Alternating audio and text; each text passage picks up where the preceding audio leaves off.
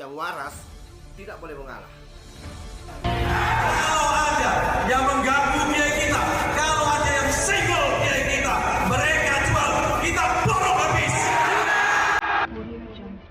Halo sahabat Indonesia, kita bertemu lagi dalam Opini Rudy. Sahabat Indonesia, kali ini saya ingin membuat semacam counter narasi dari biang kelompok Kadruniyah yang bernama Khalid Basalamah. Saya tidak tahu nih, ini orang ini selalu menempatkan seolah-olah dia wakil Tuhan, sehingga mudah sekali mulutnya itu mengeluarkan haram. Aneh. Meskipun tidak ada di dalam ayat Al-Quran, dia ada-adakan, dicocok-cocokkan. Itulah Khalid Basalamah. Gak kapok-kapok. Beberapa waktu yang lalu dia mengatakan wayang itu haram. Padahal wayang itu adalah real culture dari bumi Indonesia. Dan Khalid Basalamah, ini pendakwah bau kencur ini, lupa bahwa Sunan Kalijogo atau mungkin wali yang lain menggunakan wayang sebagai media dakwah. Kalau tidak menggunakan wayang atau mungkin budaya-budaya yang lain, mungkin Islam tidak berkembang sepesat ini di Nusantara, di Indonesia. Nah, yang terakhir Khalid Basalamah mengatakan bahwa bekerja di pabrik rokok itu haram, katanya. Aduh, nggak tahu dia dalil dari mana, hukum dari mana, hadisnya apa, apakah sudah ada zaman dahulu itu disebutkan pabrik rokok atau apa, saya tidak tahu. Yang jelas menurut saya orang ini ngawur. Tidak berpikir panjang. Bayangkan, pabrik rokok, meskipun produk dari rokok ini tidak sehat bagi kesehatan, tidak baik bagi kesehatan,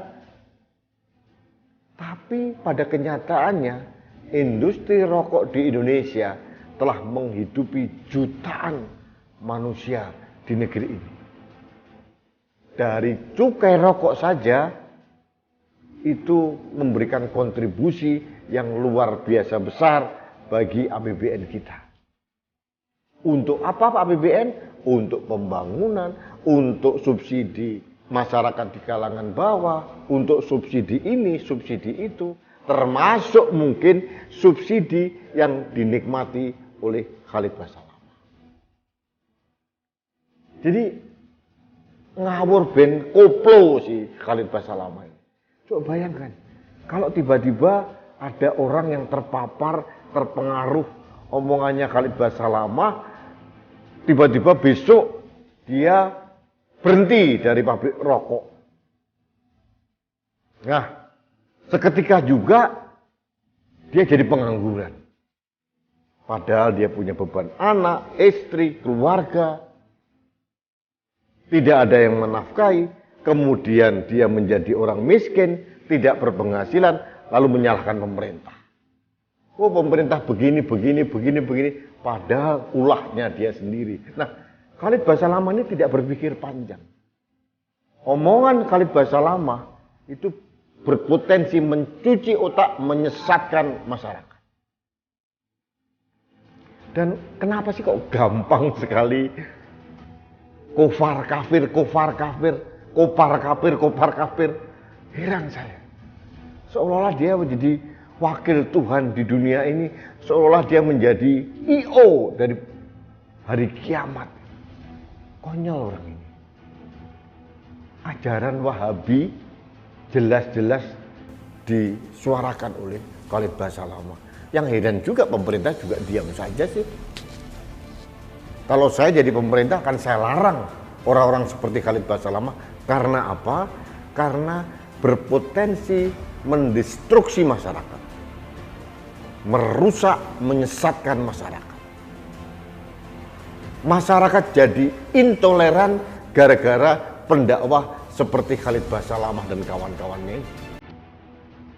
Kalau melihat orang non-muslim, wah langsung dibilang kafir. Enteng saja mulutnya bilang kopar kafir, kopar kafir. Heran saya. Ini karena apa? Mereka disesatkan oleh orang-orang seperti Khalid Basalamah ini. Coba. Kalau pabrik rokok tutup di Indonesia, siap nggak Khalid Basalamah itu menampung jutaan orang pekerja di Indonesia yang masuk dalam industri rokok? Omongannya itu asal jeplak, asbun, asal bunyi. Tidak ada dalil, diada-adakan. Dicocok-cocokkan, dipas-paskan. Saya nggak ngerti nih, apa yang mau dibawa oleh Khalid Basalamah ini.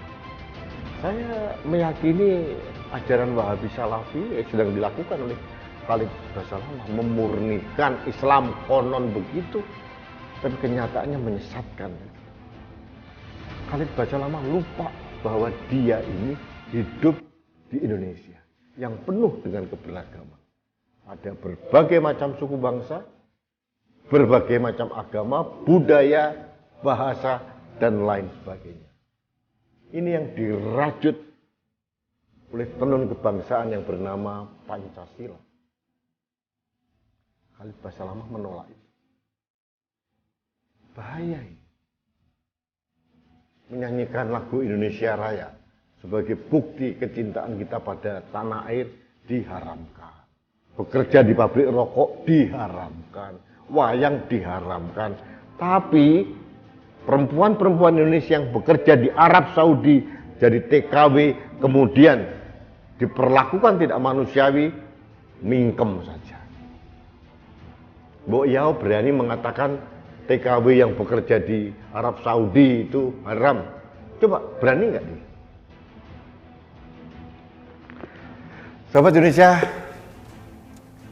jangan percaya dengan orang-orang seperti Khalid Basalamah. Mohon maaf. Karena menurut saya sudah terlalu parah. Saya tidak tahu lagi besok apa lagi yang disesatkan. Ini sesat, ini haram, macam-macam. Patung saya haram karena menyerupai manusia. Ini karya seni. Ini karya instalasi. Haram juga. Tuh. Sahabat Indonesia, mari kita berpikir jernih. Mari kita berpikir secara realistis. Bahwa kita ini orang Indonesia. Dan kita beragama Islam. Tapi jangan lupa, orang Indonesianya itu yang paling penting. Kita ditakdirkan oleh Allah Subhanahu wa Ta'ala sebagai orang Indonesia. Kemudian beragama Islam. Jangan melupakan itu. Artinya kita harus beragama, berbudaya dengan ciri Indonesia. Gak usah terlalu ribet, terlalu menyulitkan diri sendiri dengan mempelajari agama yang aneh-aneh seperti ajaran Khalid Basalamah. Oh ini haram, ini haram, ini haram. Baik, sahabat Indonesia, terakhir saya menghimbau kepada Majelis Ulama Indonesia, kalau masih bisa menjadi harapan loh ya, kepada pemerintah, kepada ulama-ulama putih yang besar, Mbok Yao, ajaran-ajaran Wahabi atau orang-orang seperti Khalid Basalamah ini diluruskan. Karena sedikit banyak akan berdampak pada masyarakat. Jadi jangan dibiarkan merajalela. Jangan dibiarkan para pendakwah dengan kepentingan khilafah, kepentingan yang tidak Indonesiawi merusak negara ini. Tolong jangan biarkan.